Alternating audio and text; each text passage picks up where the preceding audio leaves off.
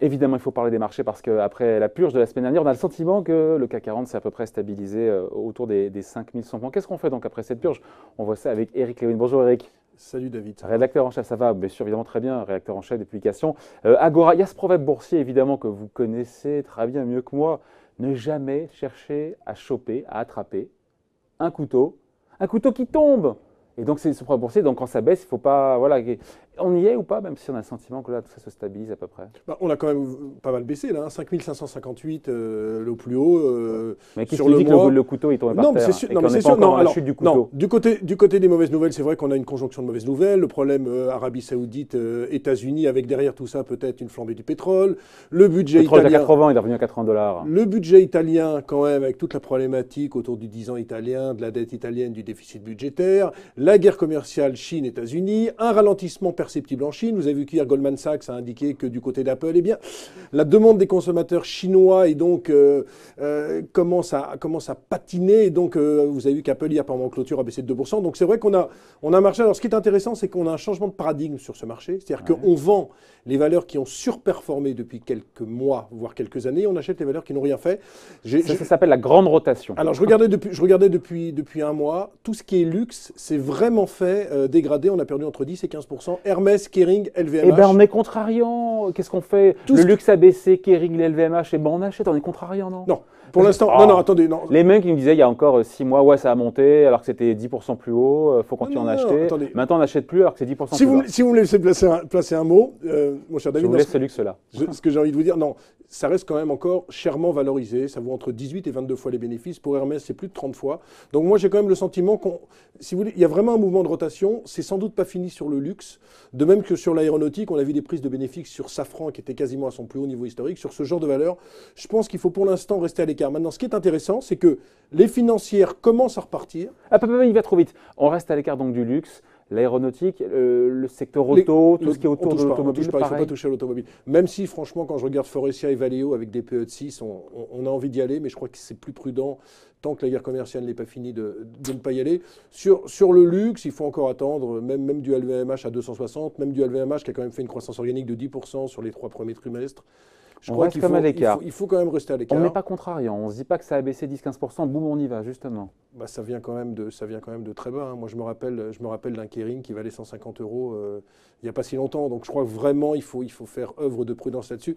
Et puis, vous savez, ça a baissé quoi? LVMH a peut-être baissé de 15% par rapport à son plus haut. Ce n'est pas encore exceptionnel. Ça reste un super dossier. Mais on a le sentiment que même L'Oréal, qui était une valeur avec peu de volatilité, commence à subir des prises de bénéfices. Donc, là-dessus... les investisseurs, les marchés vendent ce qui a beaucoup monté. Ce qui a beaucoup monté, l'aéronautique, le luxe, l'automobile, il faudrait évidemment faire attention parce que c'est le secteur le plus touché. Et puis, il y a quand même beaucoup d'incertitudes sur les technos. Alors, heureusement, on se plaignait parce que le CAC n'était pas assez techno. Heureusement, il y a tellement peu de technologique dans le CAC que ce n'est pas dramatique. Mais c'est vrai que même Dassault Systèmes, qui était une belle valeur, moins 15% sur un mois Dassault Systèmes, c'est quand même beaucoup. Là aussi, il faut plutôt rester prudent. De toute façon, je vais vous dire, alors, la grande problématique quand même, c'est que le marché parisien n'est plus très cher. Ça vaut 12 fois les bénéfices 2019. Justement. Quand vous regardez... C'est l'occasion de prendre position, là. Sauf que la transition est très facile, sauf que les valeurs de croissance, parce que vous savez, il y a 2 types de gestion sur lesquels je ne vais pas encore parler, les valeurs value et les valeurs croissance. Les valeurs décotées, les valeurs les valeurs de croissance, ça vaut 19 fois les bénéfices. En moyenne. Donc elles restent encore chères. Par contre, les valeurs value, ça vaut 11 fois les bénéfices. Les valeurs décotées. Donc elles sont peu chères. Et c'est pour ça que la plus grande logique actuellement serait plutôt de s'intéresser à ces valeurs value que venir sur les valeurs de croissance. Donc on laisse de côté le luxe, on laisse de côté les équipementiers automobiles. Et on revient sur quoi alors? C'est quoi c'est la grande... c'est quoi? C'est l'assurance? L'assurance, c'est ça? L'assurance, c'est pas très cher.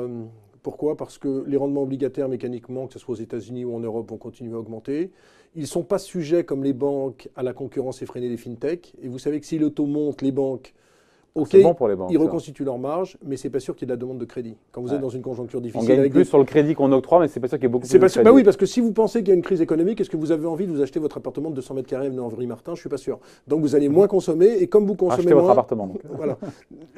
Par contre, sur les assurances, ils ont un grand stock d'assurance vie, et c'est vrai que mécaniquement, tout ce qui est fonds en euros rapporte beaucoup plus. Donc moi, cette période de taux long qui augmente, c'est plus favorable par une valeur comme AXA, qui n'est toujours pas très cher, qui a une valeur comme BNP ou Société Générale, avec en plus pour ces banques le risque de l'Italie. C'est-à-dire que pour l'instant, ça semble se calmer, mais si jamais la Commission européenne venait à sermonner de façon plus importante l'Italie, on pourrait avoir une tension sur les taux italiens qui se répercute, sur les banques italiennes et les banques françaises qui ont des intérêts en Italie. Donc, il faut faire attention. Et puis il y a un secteur dont on parle peu, c'est la pharmacie.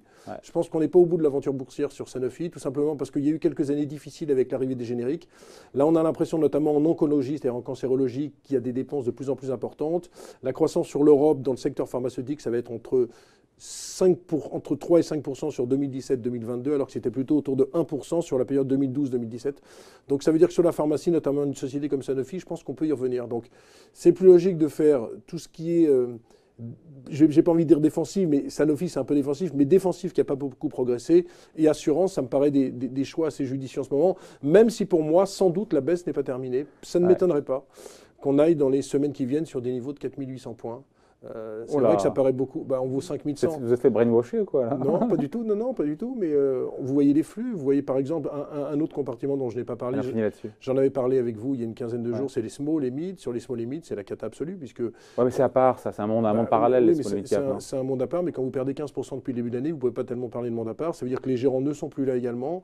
Que souvent, alors là, c'est vraiment le couteau qui tombe puisqu'il n'y a plus de gérants. Il y a beaucoup de rachats de fonds. Il y a beaucoup de rachats de parts de fonds. Donc il y a beaucoup moins de liquidités. Donc le couteau, on ne cherche pas à le choper au vol. Là-dessus, même s'il y a des valos qui commencent à être bradés, il faut faire attention. Et sur le CAC, même si je pense que du côté des banques, du côté des assurances et de la pharmacie, ça devrait aller mieux, il ne faut pas oublier que si on va à 4008, tout va être touché. C'est-à-dire que je pense que là, dans la première zone, on a réussi à limiter les dégâts sur les banques, les assurances, Sanofi. Si vraiment on va vers 4008, j'ai l'impression que tout va se dégrader. Donc, quel serait, on finit là-dessus, l'étincelle qui ferait qu'on passerait de 5100 à 4008? Là, pour le coup, on se reprend une deuxième porte de saloon. Toujours une espèce de folie sur la guerre commerciale qui n'en finit plus, où on s'apercevrait. Moi, grande inquiétude, on l'a vu hier avec les ventes de détail aux États-Unis, c'est qu'on va s'apercevoir que la consommation américaine patine à cause de cette guerre commerciale. Et si on s'aperçoit qu'on n'est plus sur un train de croissance de 4%, mais simplement de 3%, ça fera baisser nos amis américains et donc ça fera baisser Paris. Donc le risque, il est vraiment sur la croissance en ce moment. On sent vraiment qu'il y a des statistiques. Il y a eu un ZIU ce matin en Allemagne qui était vraiment pas bon.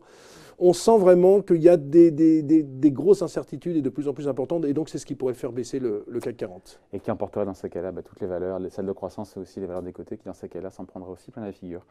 Merci Eric. Eric Lewin donc, rédacteur en chef des publications Zagora. Merci Eric.